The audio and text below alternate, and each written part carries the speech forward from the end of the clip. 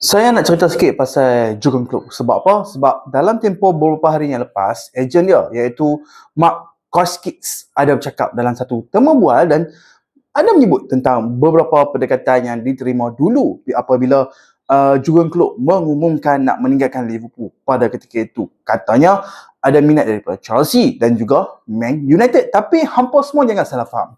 Sebab apa?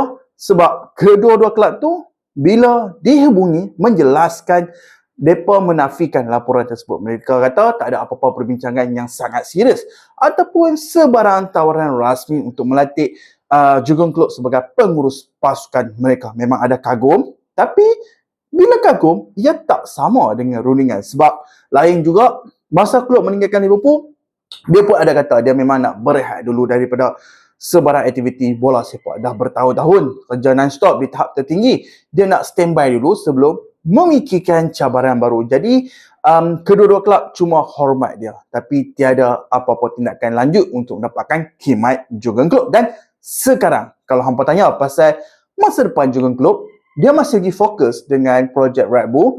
Dia banyak masa dan tenaga tengah dicurahkan untuk projek-projek masa depan bersama Red Bull. Jadi, tidak ada sebarang perancangan lain buat masa sekarang. Dan kabar angin mengenai Real Madrid. Hampa jangan lupa, kita kena tengok dulu apa yang terjadi dengan Arbeloa. Dia tengah buat satu kerja yang sangat bagus di La Liga, Champions League pun dia steady dengan Real Madrid dan itu adalah langkah pertama. Keputusan untuk langkah seterusnya juga bergantung kepada hasil kerja Arbeloa dan prestasi pasukan Real Madrid. Dan langkah kedua pula, Klopp.